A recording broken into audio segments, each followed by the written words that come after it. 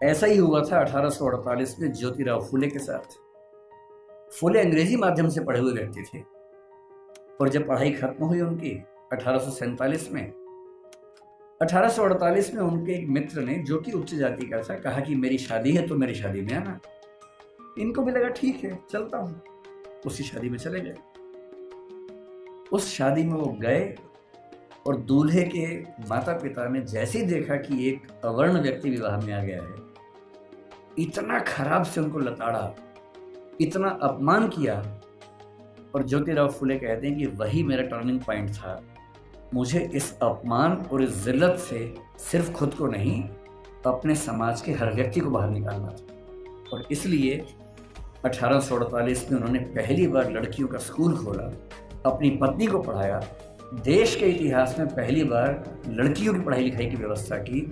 आज ये जो बच्चियाँ बैठी हैं, अगर फुले न होते तो आज आप घर के अंदर चौका कर रही होती, चूल्हा चौका कर रही होती, यहाँ ना बैठी होती। इसलिए जिन व्यक्तियों की वजह से हम अच्छा जीवन जी रहे हैं, उनके प्रति कृतज्ञ होना हमारा धर्म है, हमारी जिम्मेदारी बनती है। इतनी खराब परिस्थितियों के बाद जो व्यक्ति इतना आगे बढ़ा, उसने देश के लिए क्या क्या किया, हल्का सा अंदाजा ये भी आपको। जो लोग कहते हैं कि उन्होंने केवल दलित समाज पर कल्याण किया, वो बहुत छोटी बात कहते हैं। वो तो किया ही।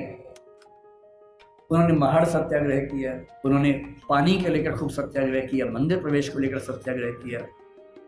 जब उनको लग गया कि सबसे बात नहीं बनेगी, वो नाराज भी हुए।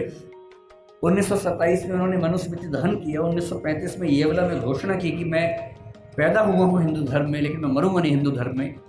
महात्मा गांधी ने उनसे निवेदन किया कि ऐसा ना करें। उसके बाद 21 साल तक वेट किया ताकि समाज अगर बदल सके तो मुझे इतना बड़ा स्टेप न लेना पड़े।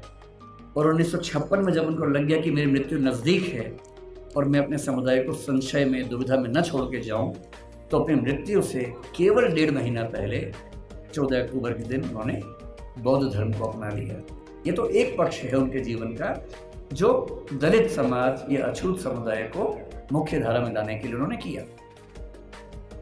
उनके जीवन का उससे बड़ा पक्ष जो मेरी नज़र में है, वो महिलाओं के बारे में। आपको अंदाजा नहीं होगा शायद, जब भारत का संविधान बना,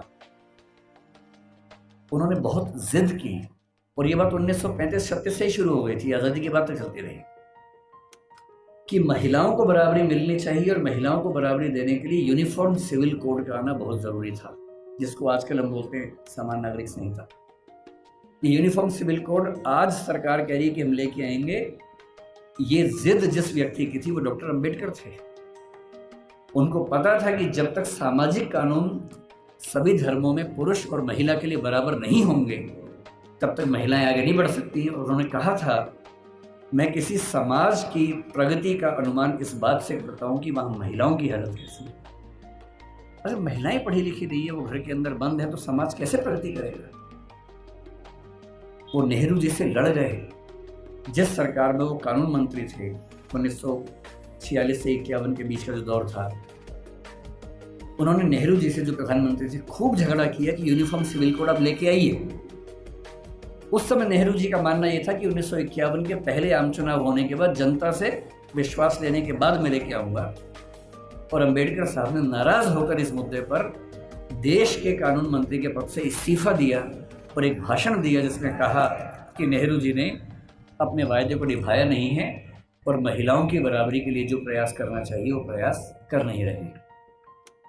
और फिर 1956 में उनकी मृत्यु होने से 1 साल पहले, 1.5 साल पहले, जो हिंदू कोड बिल था, Hindu code bill uniform civil code का एक बड़ा हिस्सा था जो हिंदू समाज के बारे में था, उसको 4 कानूनों के रूप में नेहरू जी ने पारित करवाया, जिसमें से एक हिंदू मैरिज एक्ट है, एक हिंदू सक्सेशन एक्ट है।